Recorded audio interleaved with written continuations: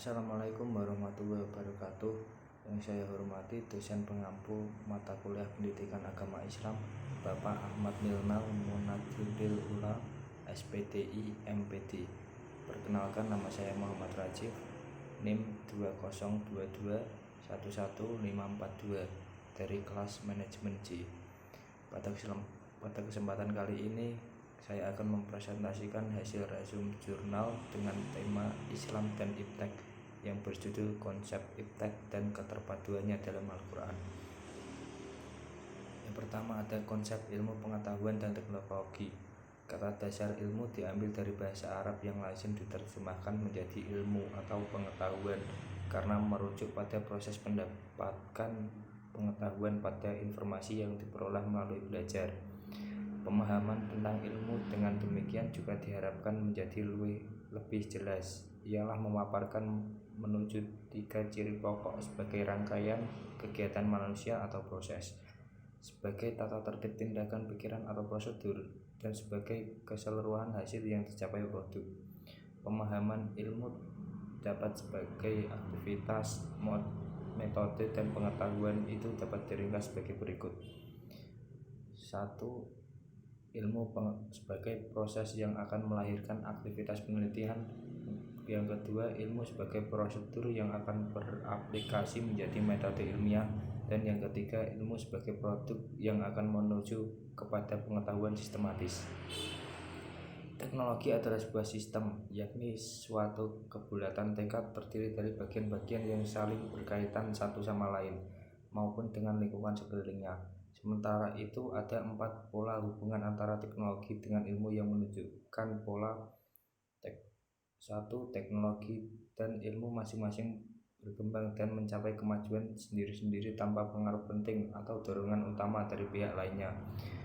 Yang kedua, teknologi merupakan pihak utama yang mendorong perkembangan ilmu dan membantu kemajuan ilmu.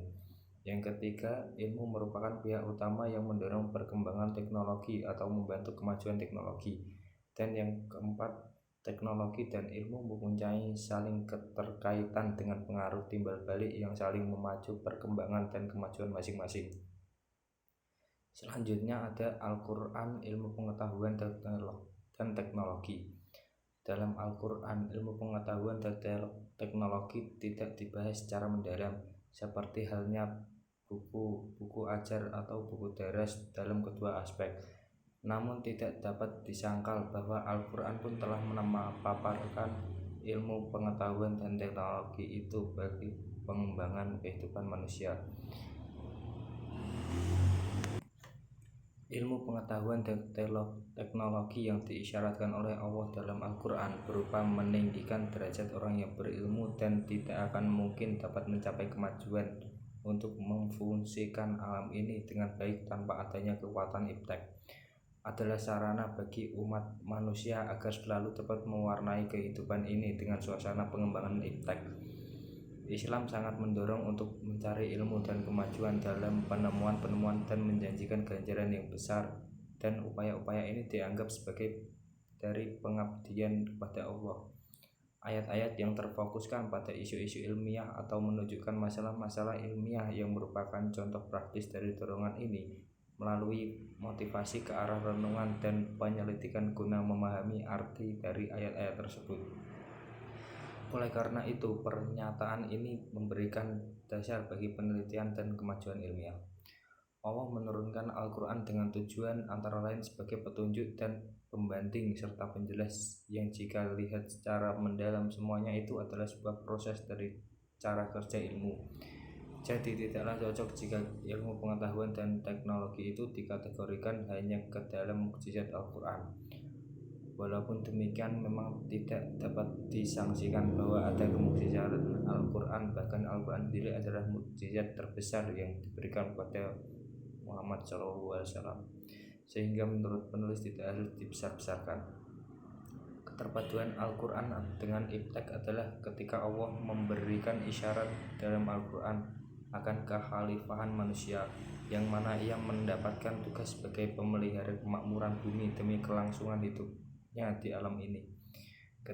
Ketika itu Allah menundukkan alam ini untuk dimanfaatkan oleh manusia, Dengan ditundukkannya alam, manusia diperintahkan memahami dan menguasai alam dengan jalan memakai sebuah instrumen, yaitu yang kita kenal dengan istilah sunatullah.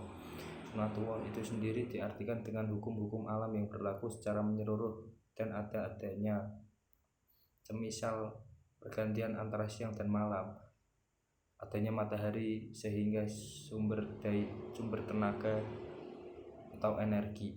Sifat api adalah panas dan membakar, es sifatnya dingin dan beku. Yang jika hal itu tidak berjalan seperti adanya, itu berarti hukum alam telah tidak berlaku bagi yang tentunya atas kehendak dari Tuhan yang mengatur. Seperti ketika Nabi Ibrahim yang dibakar tapi tidak terbakar karena sifat api itu tidak berjalan sesuai dengan hukum alamnya yang membakar. Manusia harus bertantang dengan pengetahuan yang diisyaratkan melalui penguasaan atas sunatullah tersebut, sehingga penemuan baru terus terlahir yang pada akhirnya menjadi sebuah sistem pengetahuan yang secara empirik atau dibuktikan, dan hal itu terus berkembang sehingga menjadi ilmu pengetahuan. Hasil dari ilmu pengetahuan yang digali dari hukum-hukum alam itu menjadi bentuk-bentuk berupa teknik-teknik yang dapat dijadikan alat-alat modern, di mana alat ini berupa bentuk mekanik dan elektronik atau sebagai pangkat lainnya yang pada akhirnya kita kenal dengan sebutan teknologi. Demikian presentasi yang saya sampaikan pada kesempatan kali ini. Semoga apa yang saya sampaikan dapat bermanfaat bagi kita semua. Jika ada kesalahan, saya mohon maaf karena kesempurnaan hanya milik Allah. Terima kasih. Wassalamualaikum warahmatullahi wabarakatuh.